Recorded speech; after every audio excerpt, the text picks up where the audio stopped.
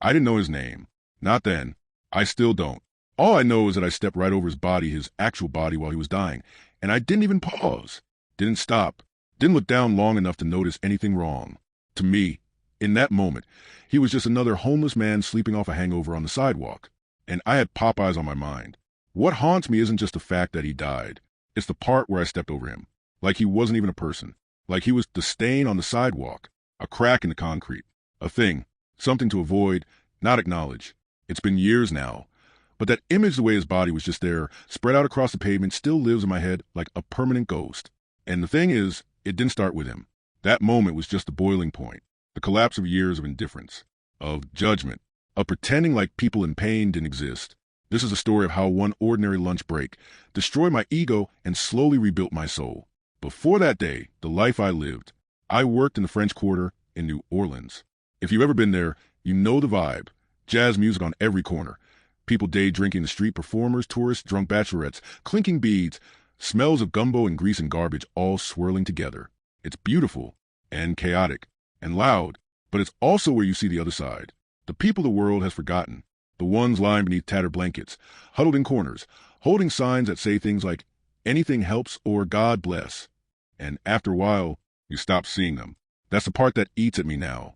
Because I didn't just miss them, I trained myself to ignore them, to look past their eyes, to step over their legs like they were debris. I had my favorite restaurants. I had my routes.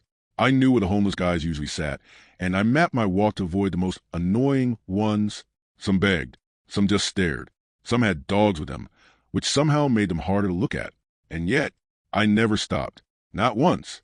In my head, I told myself things like, don't give them money, they'll just spend it on booze. Or, you're not responsible for everyone's problems. Or worse, they probably did this to themselves. God, I hate admitting that now, but it's the truth. That was me, arrogant, comfortable, self-righteous. I wore headphones, kept my head down, and every now and then, I'd even complain about the city, not doing something about all the people on the streets like they were trash that needed cleaning up. That's who I was. Until that day, the routine that led to disaster. It was a Tuesday, late morning. I remember the weather perfectly. It was humid but breezy. The kind of day where even the shade is sticky. I left the office just before noon because I was starving. Didn't pack lunch. Craved something greasy and familiar. Popeyes. 2-piece spicy biscuit, red beans, and rice. My comfort combo. I already had the route in my head. Walk past St. Peter Street. Hang a right. Cut across Decatur. Avoid the loud guy by the convenience store. Ignore the woman with the shopping cart and the chihuahua.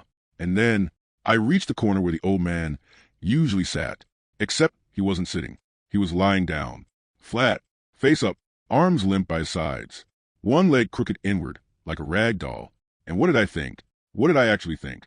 Jesus. This guy again. Probably passed out drunk. Then, why the hell can't these people just go somewhere else? And then, I stepped right over him. Didn't kneel. Didn't check. Didn't even slow down. He was in my way. That's all I saw. An obstacle between me and my spicy chicken combo. Looking back now, it hurts to even write that. But if I'm going to tell this story, I need to tell the truth. The ugly, rotten, uncomfortable truth. The meal that tasted like nothing. I got to Popeyes. Ordered my usual. Sat at my usual window seat. Opened the box, took the first bite, and felt nothing. It wasn't that the food was bad.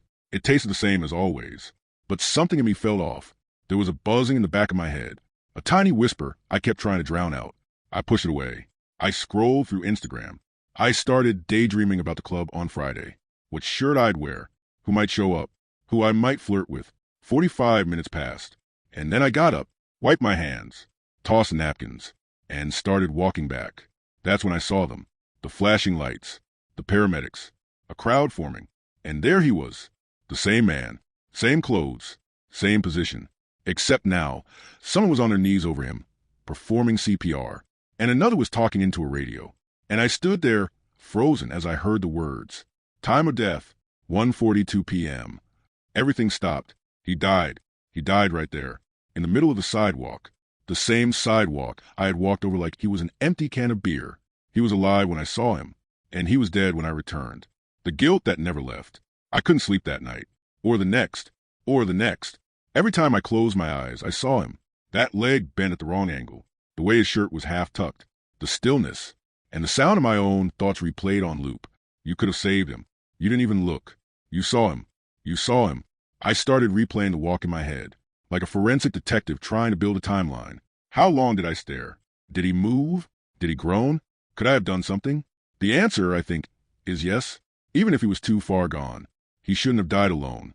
He should have had someone hold his hand, or whisper to him that he mattered, that his life meant something. But he didn't, because I didn't. The changes that followed. Something broke in me after that, something important.